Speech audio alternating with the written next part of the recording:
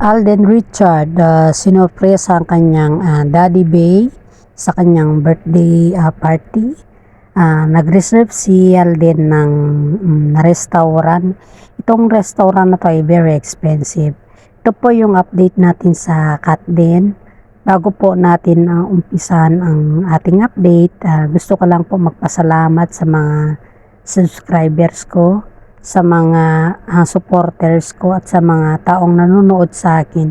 Maraming salamat po. Gusto ko po umpisahan ang aking update sa pamamagitan nila Katden. Si Catherine ay inimbita ni Alden kasama si Mami Min sa birthday ng kanyang ama.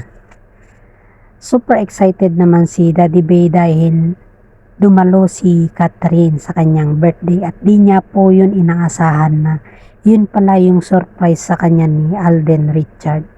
Habang naghihintay si Daddy Bay sa restaurant, hindi niya alam na nakaset up na pala ang lahat.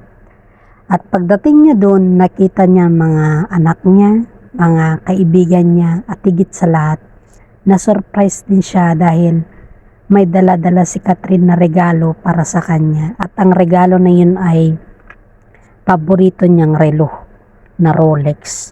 Hindi lang kasi pinakita sa video dahil ito ay ginawa nilang pribado. Kaya si Daddy Bay tuwang-tuwa nung nalaman niya na dumating si Catherine kahit nagsushooting siya or sobrang busy niya sa mga proyekto niya at sa mga endorsement niya.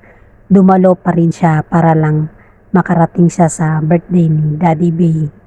Kasi si Daddy Bay naman, botong-boto siya kay Catherine. Kaya halos ng gusto ni Daddy Bay at sinasabi din ni Alden kay Catherine, sinusunod din ni Catherine yun.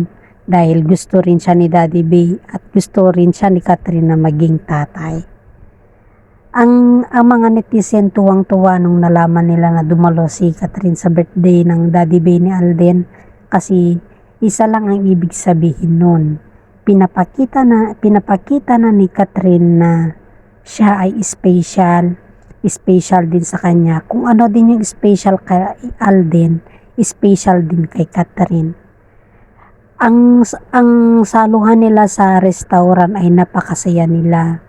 Kasama na yung mga kamag-anak ni Alden, mga kapatid niya at mga barkada.